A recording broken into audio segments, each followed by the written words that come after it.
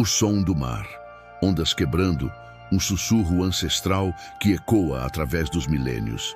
Essa é a melodia que nos transporta para um dos maiores enigmas da história humana. Um evento tão grandioso que desafia a lógica, a física e a própria imaginação. Imagine por um instante a cena. 2 milhões de pessoas.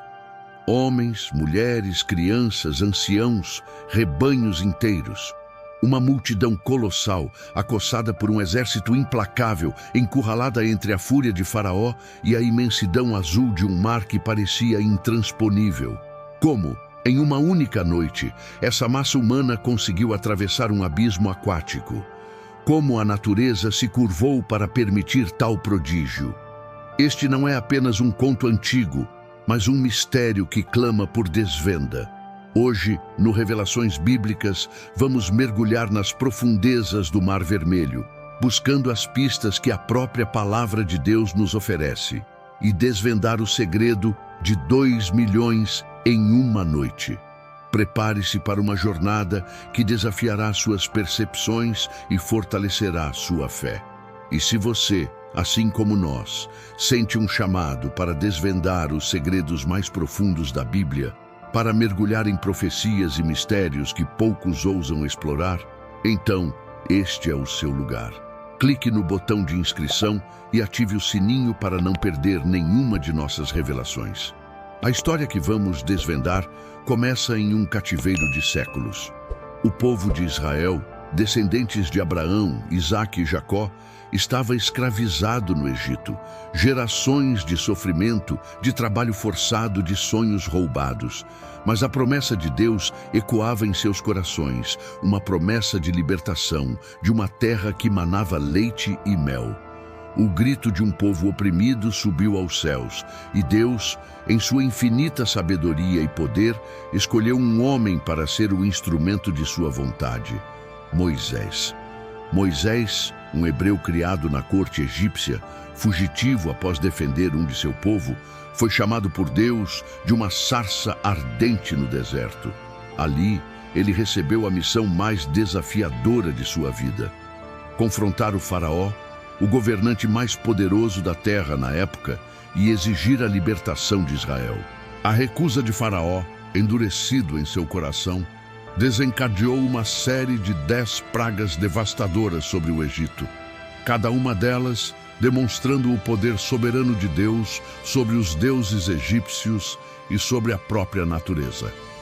As pragas culminaram na morte dos primogênitos egípcios, um golpe final que quebrou a resistência de Faraó.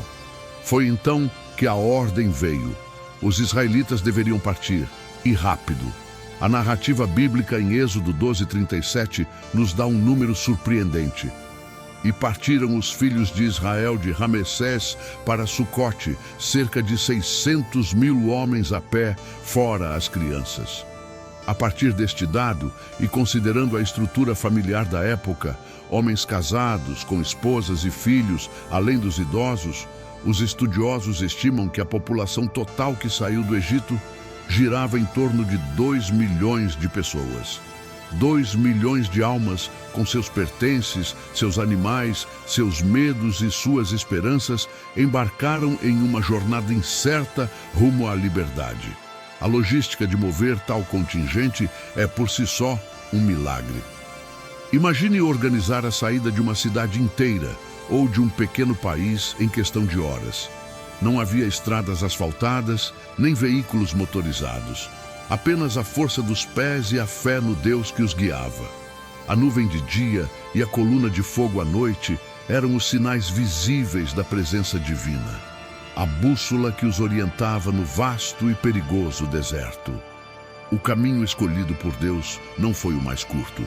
A rota direta para Canaã, a terra prometida, passava por terras filisteias, povos guerreiros que poderiam desanimar os israelitas recém-libertos.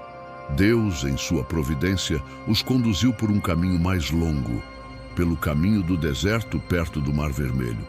Êxodo 13:18.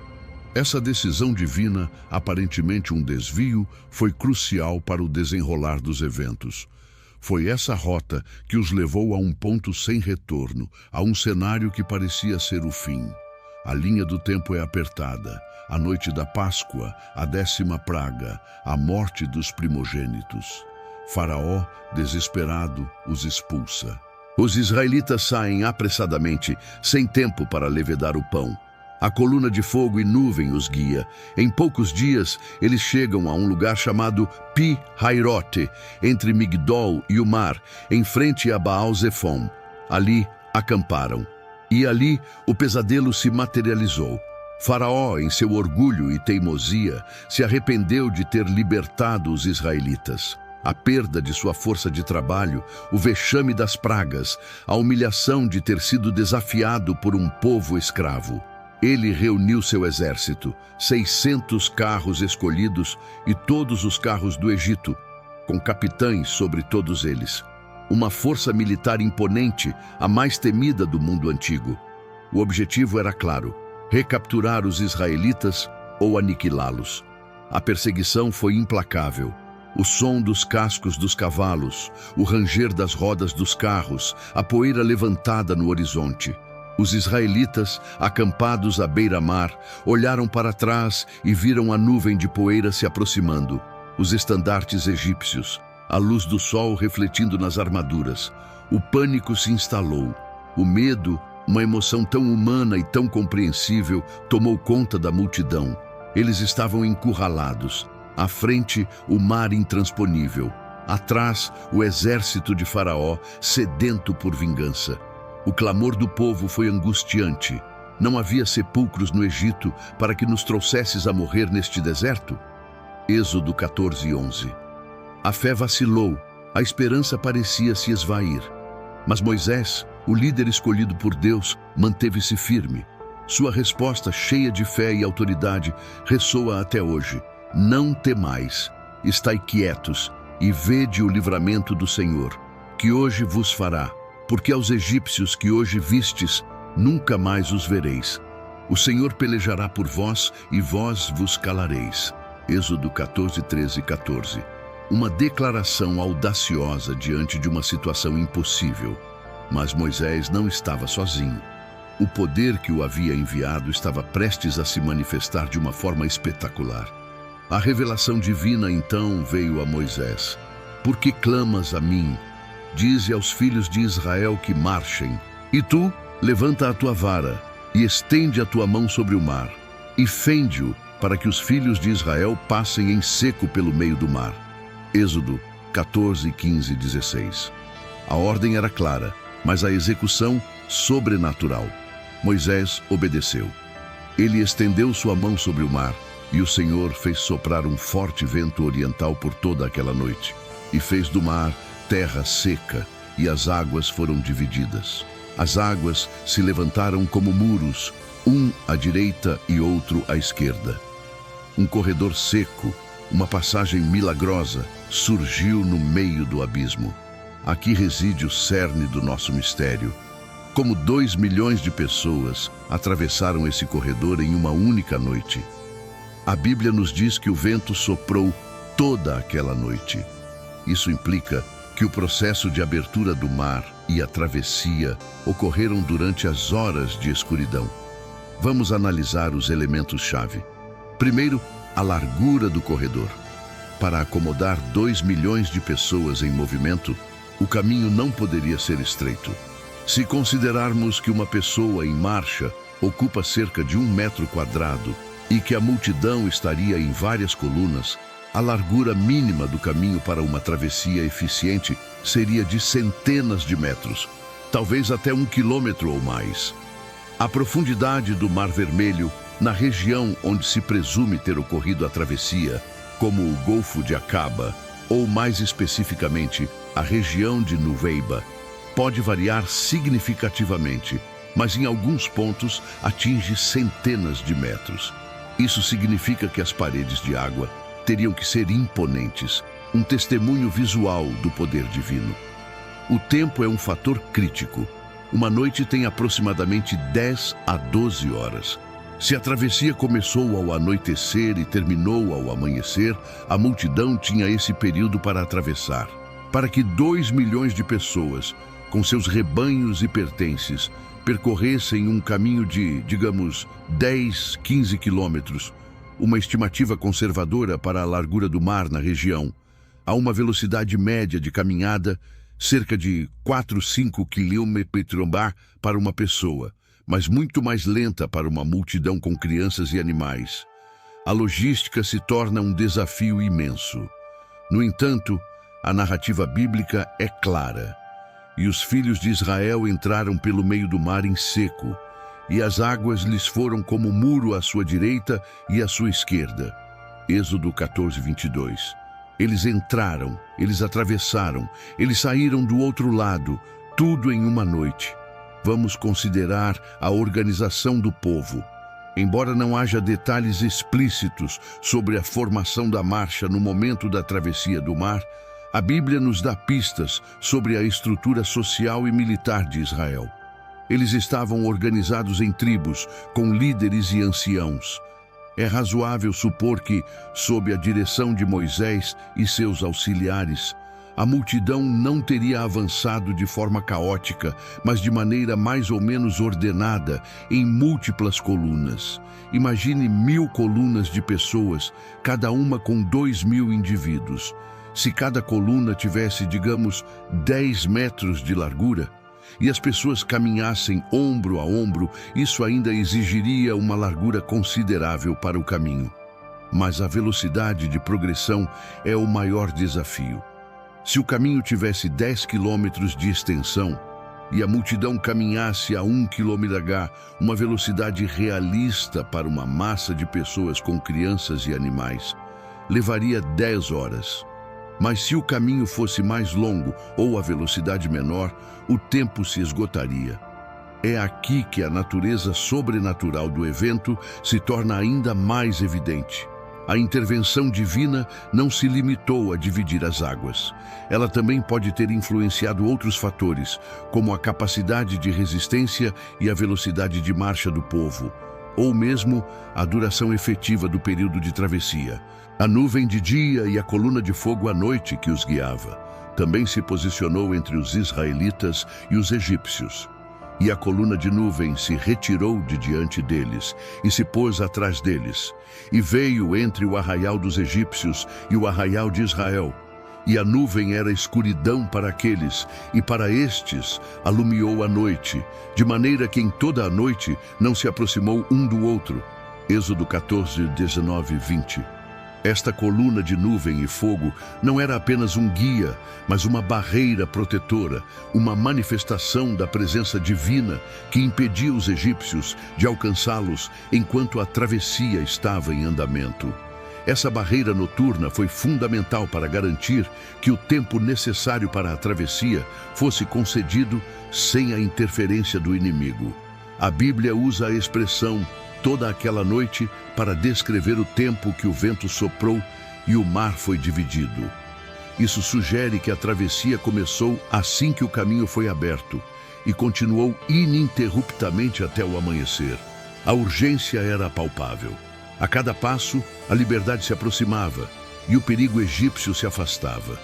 O êxodo do Egito foi um evento de proporções épicas e a travessia do Mar Vermelho foi seu clímax. Não se tratou apenas de um fenômeno natural amplificado, mas de uma intervenção direta e poderosa do Criador, que desafiou as leis da natureza para cumprir sua promessa. A ciência moderna, com seus avanços e métodos, tem tentado oferecer explicações para o fenômeno. Algumas teorias sugerem que a travessia pode ter ocorrido em um lago ou pântano menos profundo, ou que um forte vento poderia ter empurrado as águas em uma área rasa, criando uma ponte temporária. No entanto, essas explicações geralmente não se encaixam na descrição bíblica de águas como muro e na profundidade do que seria o Mar Vermelho. A ideia de um vento oriental forte o suficiente para dividir as águas e mantê-las divididas como muros por horas, permitindo a passagem de 2 milhões de pessoas, é um testemunho da magnitude do poder divino descrito nas Escrituras. A duração de toda aquela noite é a chave para entender a logística. Se as águas se abriram e permaneceram abertas por 10 a 12 horas, e a multidão estava organizada para marchar de forma eficiente, a travessia se torna, embora ainda milagrosa, logisticamente possível dentro do tempo limite. Imagine o cenário. A escuridão da noite, iluminada pela coluna de fogo que guiava e protegia. O som dos passos de milhões de pessoas no leito seco do mar. O murmúrio das águas contidas à direita e à esquerda. Um som que deve ter sido ao mesmo tempo aterrorizante e inspirador. O cheiro de sal e umidade, o ar carregado de poeira e esperança. A cada momento, a ansiedade de que as águas pudessem retornar, a adrenalina da fuga, a certeza de que a mão de Deus estava sobre eles.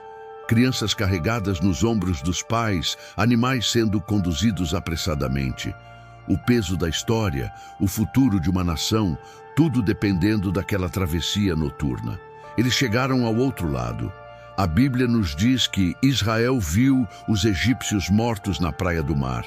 Êxodo 14:30. Ao amanhecer, quando o último israelita pisou em terra firme, Moisés estendeu sua mão sobre o mar novamente e as águas retornaram à sua força total. O exército egípcio, que havia imprudentemente seguido os israelitas para dentro do leito seco, foi engolido pelas águas. Carros, cavalos e cavaleiros, o poderoso exército egípcio pereceu nas profundezas do Mar Vermelho. O grito de vitória e gratidão de Israel ecoou pelo deserto. A canção de Moisés e Miriam, um hino de louvor ao Deus que havia realizado tal maravilha, celebrou a libertação e a vitória. Este evento não foi apenas um escape, mas uma fundação. A travessia do Mar Vermelho marcou o nascimento de Israel como nação livre, um povo escolhido e sustentado por Deus. Ela se tornou o paradigma da libertação divina, um símbolo de esperança para todas as gerações. É o evento que solidificou a fé de um povo e demonstrou o poder incomparável do Deus de Israel. 2 milhões de pessoas em uma noite atravessaram o Mar Vermelho. Não por acaso, não por uma conveniência natural, mas por uma intervenção divina que transcende a compreensão humana. O segredo não está em uma fórmula matemática ou em uma explicação puramente científica, mas na fé inabalável de um líder e na fidelidade de um Deus que cumpre suas promessas, mesmo quando as circunstâncias parecem impossíveis. A história do Mar Vermelho nos convida a uma reflexão profunda. Quantas vezes em nossas vidas nos encontramos encurralados entre um problema intransponível e um inimigo que nos persegue? Quantas vezes a lógica e a razão nos dizem que não há saída? A lição de Êxodo é clara. Quando Deus está conosco, o impossível se torna possível. Ele pode abrir caminhos onde não há, transformar desespero em esperança e usar o que parece ser um obstáculo intransponível para manifestar sua glória. Este mistério, agora desvendado em sua essência sobrenatural, reafirma a nossa crença em um Deus que opera maravilhas. A travessia do Mar Vermelho não é apenas um feito histórico, mas uma profecia viva, um lembrete de que o poder de Deus não tem limites. Se você foi tocado por esta revelação, se sua fé foi fortalecida e sua curiosidade despertada para os segredos ocultos da Bíblia, então não pare por aqui. No canal Revelações Bíblicas, mergulhamos fundo nas Escrituras, conectando textos antigos com acontecimentos atuais, desvendando profecias e mistérios que poucos percebem. Este é um convite para você se juntar à nossa comunidade de buscadores da verdade. Clique no botão de inscrição agora mesmo, ative o sininho para receber todas as nossas notificações e compartilhe este vídeo com aqueles que precisam ter sua fé renovada e seus olhos abertos para o poder de Deus. Deixe seu comentário abaixo. Qual outro mistério bíblico você gostaria que desvendássemos? Sua participação é fundamental para continuarmos nesta jornada de descobertas. Que a paz e o entendimento da palavra de Deus estejam com você. Até a próxima revelação. A travessia do Mar Vermelho, meus amigos, é apenas a ponta do iceberg quando falamos dos mistérios divinos revelados nas Escrituras. É um evento que desafia a lógica e a ciência, sim, mas que, ao mesmo tempo, nos convida a uma compreensão mais profunda da realidade. Não se trata de negar a ciência, mas de reconhecer que existem dimensões da existência que transcendem nossa capacidade de medição e análise puramente material. Ele pega um pergaminho antigo de sua mesa, desenrolando-o cuidadosamente. Pensem comigo, o que é a fé senão a capacidade de acreditar no invisível, de confiar naquilo que ainda não se manifestou aos nossos sentidos? Moisés, diante do Mar Vermelho, não tinha um plano B. Ele não tinha uma equipe de engenheiros para construir uma ponte em tempo recorde, nem uma frota de navios à sua disposição. Ele tinha uma promessa, e essa promessa vinda do Criador era a única garantia. Ele aponta para o pergaminho como se ele contivesse a chave para a compreensão. Muitos tentam, e é natural, buscar explicações puramente naturais para esse evento.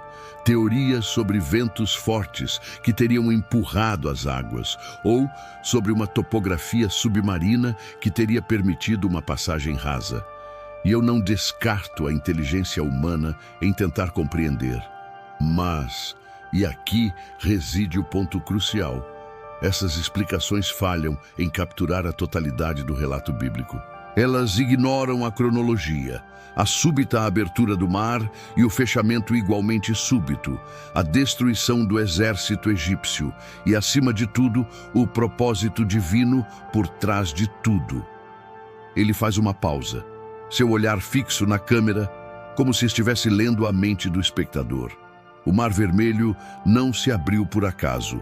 Ele se abriu no momento exato em que a perseguição egípcia atingia seu ápice, no momento em que o pânico dos israelitas era palpável e no momento em que a fé de Moisés, embora testada, permaneceu inabalável. Há uma sincronicidade divina que não pode ser atribuída ao mero acaso. É a assinatura de um Deus que orquestra eventos com precisão cirúrgica. Não para provar um ponto, mas para cumprir um propósito maior. Ele gesticula como se estivesse desenhando um mapa mental. E qual era esse propósito? Além de libertar seu povo da escravidão, era o de revelar sua glória e seu poder a todas as nações. O Mar Vermelho não foi apenas uma rota de fuga, foi um palco para a manifestação do poder divino.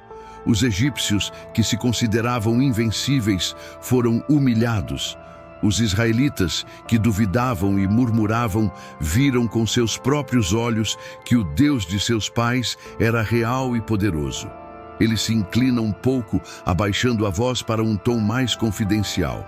Pensemos em outro mistério que, embora menos espetacular, carrega a mesma essência de intervenção divina. A provisão do maná no deserto. 40 anos. 40 anos em que milhões de pessoas foram alimentadas diariamente com um alimento que surgia do céu. Não era um fenômeno natural isolado. Não era uma colheita abundante.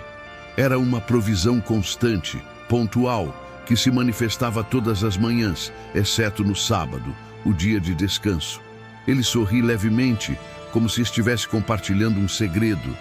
Aqui, novamente, a ciência busca explicações. Fungos, líquens, secreções de insetos. E, novamente, essas explicações, por mais engenhosas que sejam, não conseguem abranger a totalidade do fenômeno. Elas não explicam a regularidade, a quantidade suficiente para milhões, a cessação precisa no momento em que Israel entrou na Terra Prometida. Não explicam a proibição de guardar o maná para o dia seguinte sob pena de estragar, exceto na véspera do sábado.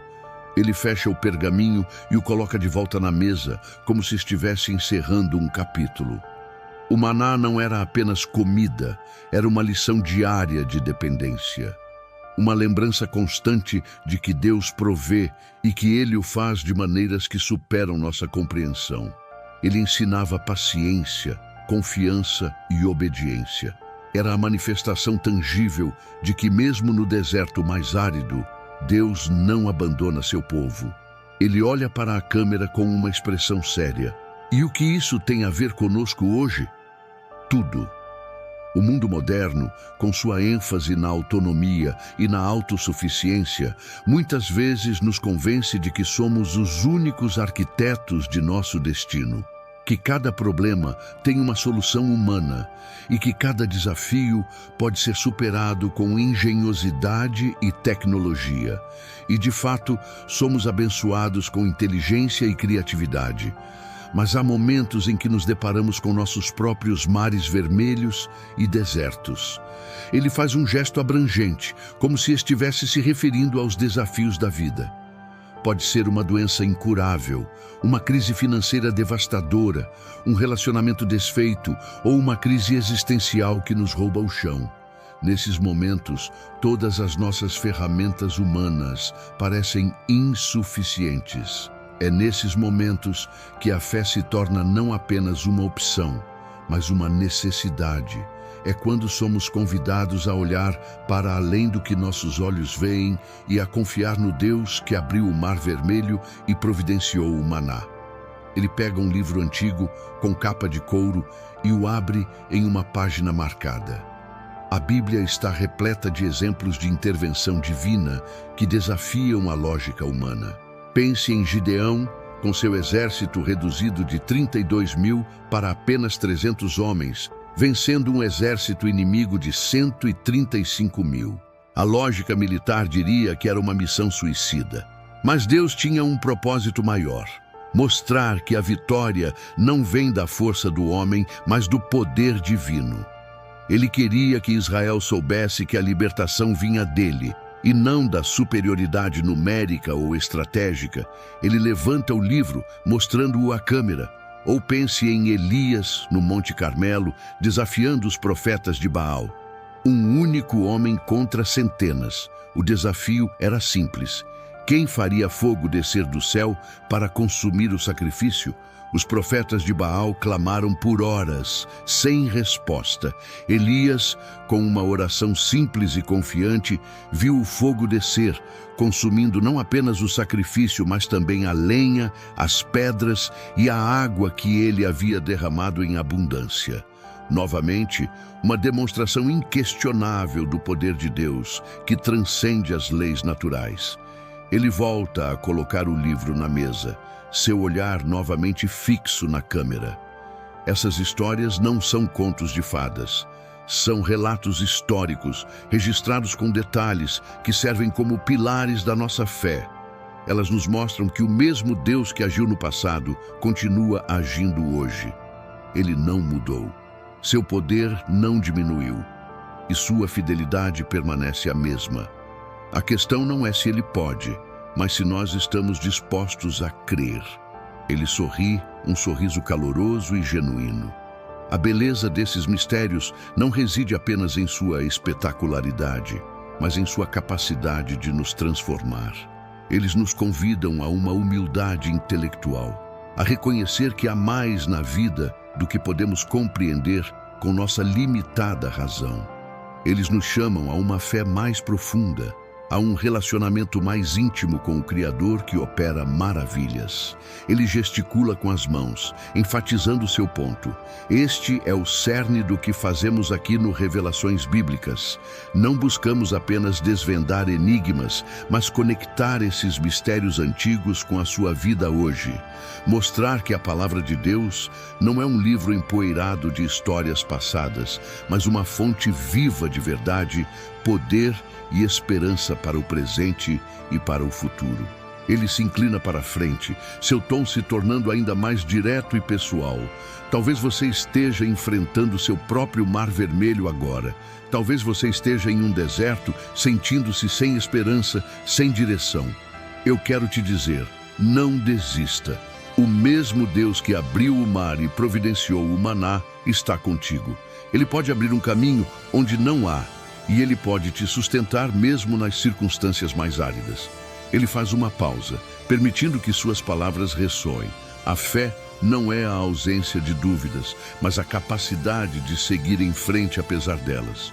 É a escolha de confiar que há um propósito maior, mesmo quando não conseguimos enxergá-lo.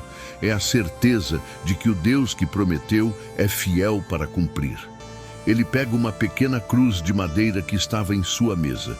Moisés, Gideão, Elias, todos eles foram pessoas falhas, com suas dúvidas e medos, assim como nós. Mas eles escolheram confiar em Deus. E foi essa confiança que permitiu que o poder divino se manifestasse através deles de maneiras extraordinárias. Você também pode ser um instrumento desse poder. Ele coloca a cruz de volta na mesa, com reverência. Então, se você se sente inspirado por essas histórias, se sua fé foi reacendida ou se sua curiosidade por esses mistérios divinos foi despertada, eu reitero meu convite. Junte-se a nós. Clique no botão de inscrição. Ative o sininho. Não perca nenhuma de nossas revelações. E compartilhe este vídeo. Ajude-nos a levar essa mensagem de esperança e poder a mais pessoas. Ele sorri calorosamente. E, por favor, deixe seu comentário abaixo. Qual outro mistério bíblico você gostaria que explorássemos?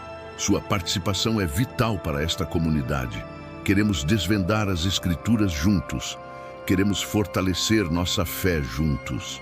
Ele levanta a mão em um gesto de despedida. Que a paz, a sabedoria e a presença do Deus que opera milagres estejam com você. Até a nossa próxima jornada nas profundezas da Palavra de Deus. Que Ele te guie em cada passo do seu caminho.